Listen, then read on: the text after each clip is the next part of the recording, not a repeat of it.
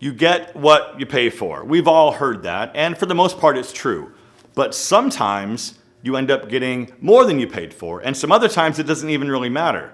But I want to ask you a question. Do you really think you can look good and stylish without wearing the popular brands that are typically known for menswear? I want to share something with you. So a couple days ago, I was in a conversation with a guy that was about half my age. We started talking about menswear and some fashion ideas, and he asked me about the sunglasses that I was wearing because he thought they were from some other popular brand, but they weren't. He also looked at my watch and wanted to know what model it was, and then he started asking about different menswear brands that I liked. The truth is though, when it comes to menswear, like, I'm not really a brand guy. Now sure, there are some pretty amazing brands out there that have really terrific items for men, but for the most part, I just don't pay a whole lot of attention to the brand itself. I mean, maybe I should pay more attention, but I just don't.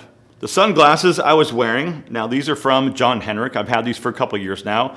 They are a little bit jacked up because I accidentally sat on these in my car seat a couple months back, and I sort of had to bend these things back into shape. Now, they're not perfect, but they still fit and they still look okay. And my watch is sort of a nice Tudor Black Bay GMT, but the rest of my outfit was pretty basic. I had on some suede loafers I got from Amazon, a pair of shorts from Express I've had for like 3 years now, and a knit polo shirt that's also from Amazon. Now the outfit itself looked pretty cool, and if you didn't know that the shirt was only $25 and the shoes were like $40, you would think that they'd be probably double that price.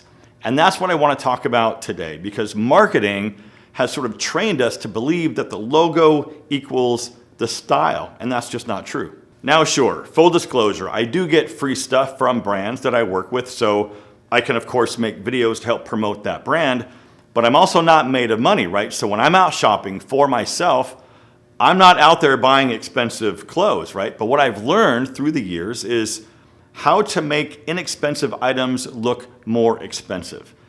And it all boils down, at least for me, to the fit, the color, the item, and how you pair things together. Nothing matters more than fit, period. The thing is though, a lot of men over 40 have different body types today than they had when they were a lot younger, right? So maybe you've got broader shoulders now, maybe a thicker midsection or skinnier legs than you used to. The clothes that you choose today should flatter your current build. The thing is though, a lot of guys wear clothes that are too loose and too big for them, thinking that they're maybe hiding their extra weight. The problem is, wearing oversized clothes makes you look bigger than you actually are. So if you have a difficult body type, find a tailor and let them get to know you and how you like your clothes to fit.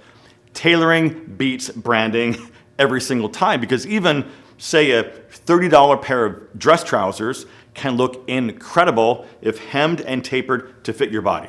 Now, one thing that I will admit is that generally speaking, less expensive clothing is going to be using cheaper fabric. Now, that's not always a bad thing, but in terms of shirt cuff construction and collar construction and how easily the shirt wrinkles, these are things that you do want to sort of look out for.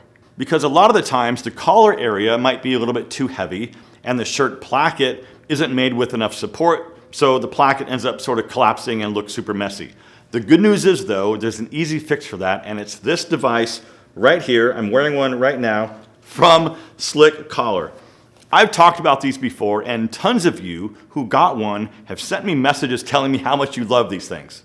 The Slick Collar is a flexible piece of super thin plastic with these silicone pads at the ends. So basically, you pop your collar up, you put this around the back of your neck, and then flip the collar back down, and this design helps keep your placket looking good all day long. And that's one of the main downsides of dress shirts if you've got, say like mine, a few buttons undone. This upper placket area right here doesn't have enough support, and it always looks sort of weird when it collapses. The Slick Collar fixes that problem without having to like cut open your shirts or modify or sew anything. You buy this once and swap it from shirt to shirt. It's simple. And even after like 5 or 10 seconds, you totally forget that you even have it on because it's so comfortable. You get all 3 different sizes with all new premium packaging, and these are fully adjustable to fit your neck. You get the regular size that's perfect for most shirt collars. You also get the slim one that's good for polos and thin collar shirts. And you also get the athletic size that's good for larger shirt collars and larger neck sizes. You also get 10 premium collar stays, so you always have some spares on hand. Another bonus is it comes in a new premium storage box that's offered in black or white. Both are great for not only storing your slit collars, but also storing some other things like accessories and watches, rings, and bracelets. Now there's going to be a special link down below in the description box, and I really do encourage you guys to go check these out and pick one up for yourself, because I'm telling you, man, for the price, it's an absolute no-brainer. Get the all-new slit collar kit and enjoy having the perfect shirt collar look at pretty much all times.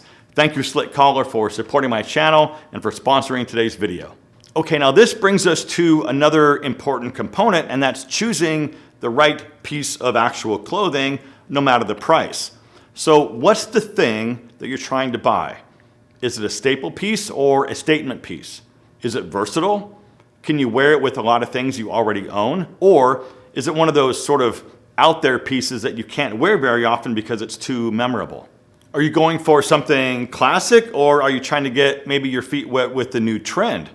And just a quick word, I want to talk about trends, right? It's a good idea, at least in my opinion, to not chase trends. But also on the flip side of that, right? Some modern pieces that might be considered trendy can give you a nice, fresh look. And that's not a bad thing. Now, I've talked about this before because I actually do this, and that's trying out a new trend at a lower price point first before committing to the high price item. For example, a full button knit polo. You can spend a couple $100 on one of these if you want to, but I got mine on Amazon and I think it was around 25 bucks or so. I wear it all the time. It's been through the washer and the dryer a bunch of times, and it just works. And in my opinion, it looks more expensive than it actually is. I guess, at least for me anyway, I just don't have a problem shopping around and sort of experimenting with some things. But I know a lot of guys, especially around this age, try to prove their relevance or their success by doing all the trendy stuff and getting all the big brands. The problem with that could be that those logos can work against you. They make you look like you're trying too hard, or that maybe you're just living in the past. Stuff like this doesn't really project maturity, but it might be actually projecting insecurity. So at least for me, right, when you're shopping for yourself, ask yourself a couple of these questions. First is the fit. Does it flatter your frame, and can it be tailored? Next is color. Is it versatile, and can you pair it up with some things you already have? Next is longevity. Will it look good 2 to 3 years from now? Then comfort. Do you enjoy wearing it, or are you sacrificing comfort for the look? And finally, does it actually make you look better, or are you just buying the label? Now, one thing that I really do enjoy about this new sort of quiet luxury trend is that it's all understated clothing. No big logos, just nice looking pieces. Because look, if nobody can see the logo or the tag, no one knows what it is or how much it cost. It's all at that point about the fit, the fabric, and the little details. And if this video helped you think about style maybe a little bit differently, please do me a favor and hit the like button and consider subscribing if you're not already. As always, my friends, thank you so much for watching. Live well, and I'll see you in the next one.